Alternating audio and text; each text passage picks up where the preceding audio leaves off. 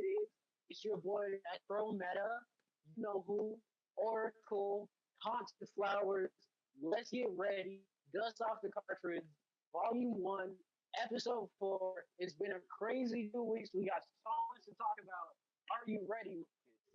Yes, I am ready, and I am at one Marcus Flowers on Instagram and Twitter. AKA Flow, AKA call me what you want, just don't call me lazy. And before I begin, once again, if you are still rocking with 26 and Glencoe Media, we greatly appreciate it. Thank you for liking, commenting, and subscribing to us on YouTube, Apple Podcasts, Spotify, Audio Mac. We greatly appreciate it. Once again, thank you to Shanae for Volume 1, Episode 1 of Nay's Neighborhood. I had a good time. Morgan, did you get a chance to listen to that yet? Not yet. Okay, so when you get a chance, listen to it. It's very interesting. Yeah, we have a few announcements. I will hold myself back on those. Yeah, so Morgan, let's just hop right in. All right, let's get started with the first thing right off the bat. 2K League updates. What's going on? Okay, so it's almost draft. It's almost draft time for the 2K League in January. There's been a few trades happening. Going on. This oh, hang on. Oh, let me just. So the Mavs have found a head coach. Obviously, Sam Asfani departs head of content post at NBA 2K League. He was great. Jazz Gaming is looking for a head coach. The T Wolves will hire Sean Vilvins as a head coach. Um, Scouting session for Make It Happen defeating Lifestyle 2-0. And yeah, that's basically it. Oh, and Blazer, I think we talked about this last week, but Blazer 5 Gaming acquires King Peroxide from Bucks Gaming. Yeah, that's about it. I'm really excited for the season. I think it's going to be a great look. All right. Just some quick news to throw it in there. PSN, PlayStation has. They're now starting to implement name changes. There's one way Dude, they're talking. dude, What? why did they not? I'm mad that I had to start a brand new account because I had one under Flows My Hero. Oh, well, that's the old one. And so I have a new one and it's close to that one, but I had to add stuff at the end. And I'm just like, man, y'all couldn't have let me go back and get my old one. Like that's kind of whack. I feel some type of way now. You need that account information. On my old account, Yeah. the one that I haven't used in years, Well, that's your fault. I think I'm good. I don't have like anything connected to it. All right. Anyway, PlayStation is implementing name changes, which is something a lot of people have been hoping for. They do have a couple of caveats when it comes to it. So before you do it, read the paper. I think some of it was it's only they're going to release a list of certain games where it's going to be compatible with, and also if anything happens with like your saves or anything, you have to change your name back, and that should fix it. But yeah, super exciting, super exciting. On to the next subject, Overwatch League update. It's been crazy because October 12th happened, and now all teams are able to sign. Yeah. There's been some rumblings that maybe Runaways might not be picked up. That's super sad. Atlanta is basically out here claiming all of the South on Twitter, just all of it. When they're the only team in the South, but still pretty jacked up. Toronto, they have an event October 29th. It's gonna be at a church in Toronto, and they're gonna announce their lineup and their branding. So super excited for that. There's no information on Atlanta or Paris or any other team's branding. Um, Overwatch released, they're changing some of the format of the league for season two. And so from their press release, Overwatch League roars back to life at Blizzard Arena, Los Angeles, Thursday, February 14th, which is later than last year. So we have to wait a little bit longer. That's that. Kicking off the league's 2019 season will be an expanding field of 20 city-based teams. Eight new teams will join the league this season and be divided between the league's two divisions. On the Atlantic Division, they're welcoming the Atlanta team, the Paris team, the Toronto team, and the Washington D.C. team, along with the Boston Uprising, the Florida Mayhem, the Houston Outlaws, the London Spitfires, the New York Excelsior, and the Philadelphia Fusion. So Atlanta is stacked. For those of you guys who don't know those names, that is stacked. That is so stacked. Um, for the Pacific Division, they're welcoming Chengdu, China, Guangzhou, China, and Hangzhou, China, as well as Vancouver, alongside the Dallas Fuel, the Los Angeles Gladiators, the LA Valiant, the San Francisco Sharks, Seoul Dynasty, and Shanghai. So bet on Atlanta. That's what I would say. Um, Atlantic. Flex time for the 2019 format, we will see 20 teams play 28 matches over 4 or 5 week stages, or a total of 7 matches per stage. To help players stay on top of their game, as well as give teams more opportunities to visit home cities during the season, a more flexible schedule will be see teams playing 0 to 1 or 2 matches a week, creating more breaks for players, which is great because it gives more prep time, which means better game time, better games. Stage finals have been supersized. Stage finals are returned in 2019 after stages 1, 2, and 3. The top 8 teams from each stage will make the stage finals, which is expanding to become the speed playoff bracket. According to stage record, division winners will be seeded into the number 1 and number 2 spots, followed by the next 6 teams in the standings. Uh, All Star Summer Vacation for 2019. All Summer Break is taking a page from some other pro sports leagues and moving to the middle of the Overwatch regular season, specifically between 2 and 3 stages, which will have a longer break between them. So that would be pretty excited because for those of you guys who didn't know, it was sort of weird. Like the All Star took place in August, with the season in like June. Um, Playoffs play in. The postseason is also evolving as an inaugural season. The divisional champ and the next 4 teams in the standings, regardless of division, will qualify. But this year, 2 additional teams will make it to the playoffs based on the results of a play-in tournament called Stage 4, putting 7 through 12th place teams in the overall standings against one another in an epic win or go home bracket. So what they're trying to do, and this is what a lot of other sports do, and it's sort of what a lot of people criticize certain sports for, like the NFL and the Major League Baseball, is that their finals are sort of random the way they win, and oftentimes the best team doesn't always win. I think it was like 14% of the World Series teams actually have the best regular season record, and that's because when you put them into a finals and a one against everybody, it just sort of you just have to win on the day, and you don't have to be exactly the best game. So they're adding a bit more random things in and more for more of the lower tier teams to get into the finals for a bit more of an underdog story. And of course, more information about the 2019 season will follow in the coming months, including roster and branding announcements for the 8 new teams. Keep up with the latest league on content on OverwatchLeague.com, our official Twitter, Facebook, Instagram, and YouTube channel. And for those of you guys who don't know, if you're talking Overwatch League, just go to Twitter. Like that's where everybody is. So it should be super. I'm super excited for this. Should be super fun, and hopefully we can do some stuff with this. We might do a show or something. On to the next story. Yeah, Did you a get the? 2019 Overwatch League preview show. Yeah, we can definitely do that, especially if they have preseason. If they Yeah. have a preseason, so we can look at the new teams. But yeah, definitely. Okay.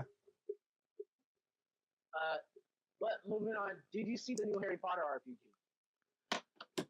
I did not. No, sir. So for those of you guys who don't know, um, this is like a couple weeks ago, guy on Reddit leaked pretty nice footage of a Harry Potter RPG. It's a full scale Harry Potter RPG. So it's not like the Lego ones we've had before where they just retell Harry story. It's gonna be like it's a whole new story. It's taking place. Think I think it's a little bit before Fantastic Beasts. Yeah, it's taking place before Fantastic Beasts and where to find them. So we're actually not gonna know that many characters from back there. Uh, Maybe Dumbledore and Grindelwald will be in there, but most of them will probably be all new characters. You're gonna be a brand new fifth year student in at Hogwarts, and you have a special ability to find like ancient magic or whatever their special thing is gonna be. It looks pretty good. It looks like it's gonna have great one base combat, which I've been hoping for quite some time. Hopefully you get to pick your. Hopefully it's going to be a character design RPG, but if it's not, if it's a character driven one. You're not going to get to pick your house. Uh, it's super exciting. I'm super excited to finally see Warner Brothers give the Harry Potter uh, franchise the respect it deserves, so that it can actually have a good game instead of the trash Harry Potter mobile game that they gave it. Super exciting. Do you want anything on this Harry Potter RPG, Marcus? I do not. No, sir. I'm not for. Like I like Harry Potter, but not enough to play a game about Harry Potter. All right, I think it's gonna be fun. Speaking of RPGs, Cyberpunk, the most anticipated game series of the century, excuse me. Uh, Earlier, I think it was like last week, CD Projekt Red announced a partnership with Digital Escapes for Cyberpunk 2077. CD Projekt Red has announced a new long-term partnership with Digital Escapes, a Canadian studio formed by developers from BioWare, Relic, and Radical. Digital Escapes will be providing support to CD Projekt Red with development of Cyberpunk 2077. Exactly what they will be working on is something of a mystery. But for those of you guys who know Digital Escapes, they specialize in multiplayer. So a lot of people are anticipating multiplayer activity. And what's also exciting about this is they are announcing a lot of their partners. They announced their Turkish publisher. CD Projekt Red announced that Warner Brothers will be publishing Cyberpunk in North America, like they did for The Witcher 3. So it's leading us to believe that we're getting that the game is starting to take form, and it's probably pretty close to what it might be. I think the Turkish publisher leaked that it might be coming out in 2019. No promises, but they did specify that the multiplayer, if it did have one, wouldn't come with the game. I am interested to see what they will do with it. My best guess is that they'll probably go with the more Grand Theft Auto, like Living World type of thing, just because I can't see a better multiplayer game being based off of this. But we'll have to see. See Project Red. Of course, the gaming public as a whole has a lot of faith in them. So it should be exciting whatever they work on. Marcus, you excited about this? College arenas are adding college schools are adding esports arenas and adding esports into their athletic divisions. You Yeah. want to talk about this? Yeah, I am excited just to see the growth of esports and e-gaming. I'm just concerned about just like with all college sports with the student pay, just because you don't have to go to college to be a esports gamer. You can skip college and just automatically go to like the NBA 2K League or even the Overwatch League and get paid through that way. So it's just going to be a very tricky situation to see how athletes or esports athletes are going to get paid about that.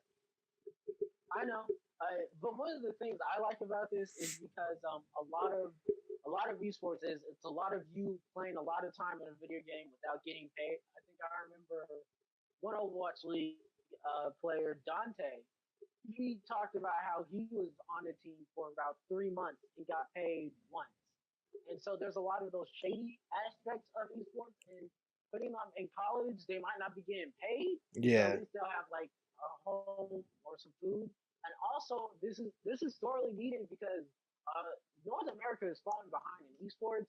Korea is just taking control. They're on top. Like there's no they won the Overwatch League World Cup for the past 2 years. They're the country to beat right now. And part of the reason why they're so good is they have an infrastructure set up for their players to go through and get the training they need and to get the discipline they need. Whereas in America, you're really training yourself through like a combination of practice and YouTube videos. Like Yeah, you like really Korea, they have like a feeder system. yeah, they So like it's sort of like how American like football works, where when you're in when you're in middle school, you start liking a sport, you join the little league, then you join high school. Like they have a system set up where you can go through. Whereas in America, you're just sort of training yourself through like YouTube videos and practice, and you don't really get to see a coach until you're already in the big leagues. And it's sort of a loss for words. I think it's hurting us because our players don't know how to listen to coaches. I remember one Overwatch player named Stylosa. He used to play soccer, and he's a big part of London Spitfire. And during the first World Cup, he said he had to take some players like away and be like, that's not how you talk to a coach. Like if the coach tells you to do something, you gotta do it because they don't have the discipline or the training to listen to certain individuals because they've done this their whole life. yeah, So definitely. hopefully that adds some structure. Pokemon Let's Go on the Pokemon front, and Pokemon Let's Go and Pikachu and Eevee. The Pokemon Company has announced meltan, which some people are speculating is a Generation 8 Pokemon. I think they might be right. Um, those of you guys who don't like it, I think it's kind of adorable. But the way you're gonna get it is it's a combination of Pokemon Go and Pokemon Let's Go. So Yeah, what you have to do is when you transfer Pokemon from Pokemon Go to Let's Go, you'll get a box and you can open the box and Let's Go and capture Meltang and then transfer it into Let's Go Pikachu. And they have other things in there for people who don't play Pokemon Go, but it seems very exciting. They're really trying to build this up. I don't know if this is going to get people who don't want to play the game to play the game, but I do think it's a very interesting way of teasing the next generation, which is I think what they're doing because we do know that they do have a Pokemon game under development, and we do know it's slated to come out next year around the yeah. same time. And Pokemon Let's Go Pikachu and Let's Go Eevee is just a quick cash grab before the real game that comes out next year. I do think it will be interesting. I have to get a Switch so I can transfer my Pokemon from Go to the new game though. Yeah, and to be fair, it does have a lot of interesting ideals. It has fully integrated co-op play with the Nintendo Switch, so you can just give somebody one of your Joy-Con controllers and you guys can play together. So it has a lot of good ideals and some things that I hope that they keep for the next Pokemon game. And it looks beautiful, but then again, I will have to say, like the director for the next Pokemon game said that the next one's looking like the best Pokemon game ever. Mm. From the way this one's looking, it's pretty impressive. Yeah, Pretty very. impressive. Yeah. All right, but no more side content. Time for the main event. Time for the boss battle. Ring the gong. Let's go. All right. Next generation of consoles are on the rise. We can see them over the horizon. Let me run down this list of stuff that's been happening so you guys can formulate your own opinion. First up, I think it was Business Insider, or they have announced, Business Insider has leaked that Nintendo was working on a new Switch to come out next year. They haven't specified what changes they're exactly doing, but they are working on making a better display for better battery life and a better display. Sony's boss just came right out and said that he was developing PS5 so that they can compete with the new emerging markets. And Microsoft, of course, is working on the next Xbox, but they also announced Xcloud, where they're going to be working on streaming games to their customers and removing the console altogether, all of which is interesting. Yeah. So, Marcus, me and you, we're going to break down what we want from each of these. Let's start with the Switch. What would you want onto your Switch next year? Now, this is going to be a small integration, not a whole new console. So, you got to stay in the specifications.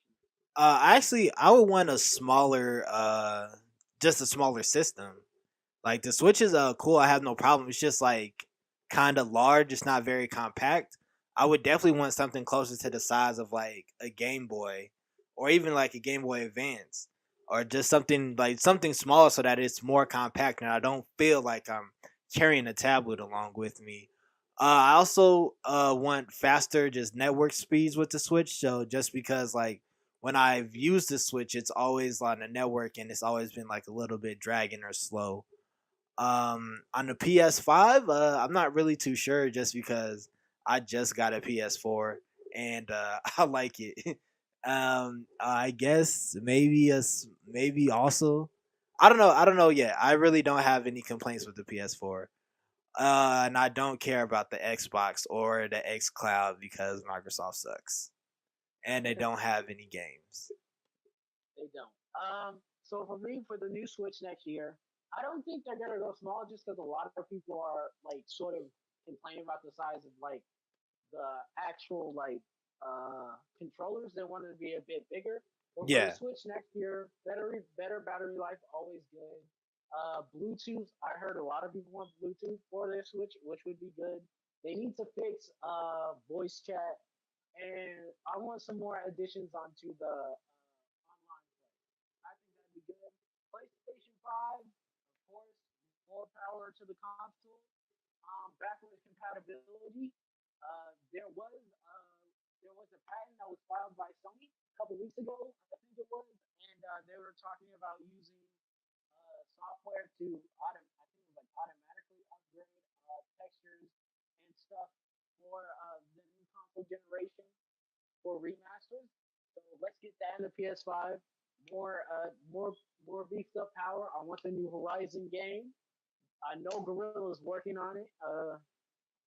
And for Microsoft and the xCloud, like the problem with streaming games, because Google's working on this right now too. You can now stream. Well, certain individuals have been getting checked into have been allowed to stream Assassin's Creed Odyssey through Google's new gaming streaming service. But the problem with streaming games is the internet, and nobody has the power or the internet to do it outside of certain countries. So if they could solve that, that would work, and it would basically just make a console that doesn't need a platform. For the new Xbox, they just need games. Like they're buying up certain developers. Word on the street this week was that they're buying up Obsidian, uh, some of the best RPG developers. They bought Playground Games, but they already basically own them, and they're supposedly working on a new Fable game. Hopefully that comes out and is good. But the problem with Microsoft is that they don't know how to control their studios. Like Crackdown 3 has been in development for so many years. Uh, they canceled Scalebound, which I'm still mad about. I'm still Yeah, hurt. yeah. I'm not. I'm not. You didn't see Scalebound. It was amazing.